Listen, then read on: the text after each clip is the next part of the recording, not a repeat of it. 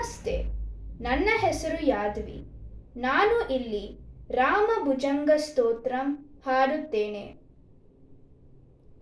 ವಿಶುದ್ಧಂ ಪರಂ ಸಚ್ಚಿದಾನಂದರೂಪಂ ಗುಣಾಧಾರಮಾಧಾರಹೀನಂ ವರೇಣ್ಯಂ ಮಹಾಂತಂ ವಿಭಾಂತಂ ಗುಹಾಂತಂ ಗುಣಾಂತಂ ಸುಖಾಂತಂ ಸ್ವಯಂ ಧಾಮ ರಾಮಂ ಪ್ರಪದ್ಯೆ.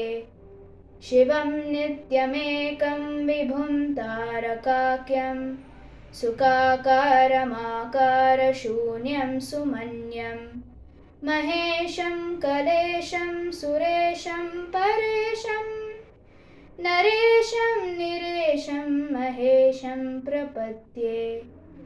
ಯದಾ ವರ್ಣಯತ್ಕಾರ್ಣಮೂಲೇऽन्तಕಾಲೇ ಶಿವೋ ರಾಮ ರಾಮೇತಿ ರಾಮೇತಿ ಕಾಶ್ಯಂ ತದೇಕಂ ಪರಂ ತಾರಕ ಬ್ರಹ್ಮರೂಪಂ ಭಜೇಹಂ ಭಜೇಹಂ ಭಜೇಹಂ ಭಜೇಹಂ. ಮಹಾರತ್ನಪೀಠೆ ಶುಭೆ ಕಲ್ಪಮೂಲೆ ಸುಖಾಸಿಂ ನಮಾದಿತ್ಯಕೋಟಿಪ್ರಕಾಶಂ ಸದಾ ಜಾನಕಿ ಲಕ್ಷ್ಮಣೋಪೇತಮೇಕಂ ಸದಾ ರಾಮಚಂದ್ರಂ ಭಜೇಹಂ ಭಜೇಹಂ. ಕ್ವನತ್ರತ್ನಮಂಜೀರಪಾದಾರವಿಂದಂ ಲಸನ್ಮೇ ಕಲಾಚಾರಪೀಠಾಂಬರಾದ್ಯಂ ಮಹಾರತ್ನಹಾರೋಲಸತ್ಕೌಸ್ತುಭಂಗಂ ನಡಚಂಜರೀಮಂಜರೀಲೋಲಮಾಲಂ ಲಸಚ್ಚಂದ್ರಿಕಾಶ್ಮೇರಸೋನಾದರಾಭಂ ಸಮುತ್ಯಪತಂಗೇಂದುಕೋಟಿಪ್ರಕಾಶಂ.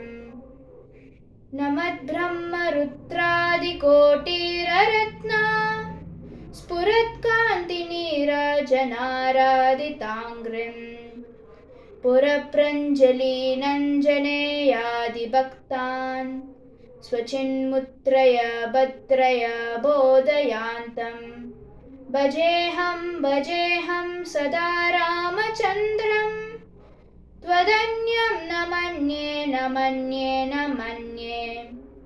ಯದಾ ಮತ್ಸಮೀಪಂ ಕೃತಾಂತಃ ಸಮೇತ್ಯ ಪ್ರಚಂಡ ಪ್ರಕೋಪೆ ಬಟೆ ಭೀಷಯೇನ್ಮಾಂ ತದಾ ವಿಷ್ಕರೋಸಿ ತ್ವದೀಯಂ ಸ್ವರೂಪಂ ಸದಾ ಪಾತ್ಪ್ರನಾಶಂ ಸಕೋದಂದಬಾಣಂ ನಿಜೇ ಮನಸೇ ಮಂದಿರೆ ಸನ್ನಿಧೇಹಿ ಪ್ರಸಿದ್ಧ ಪ್ರಸಿದ್ಧ ಪ್ರಭೋ ರಾಮಚಂದ್ರ.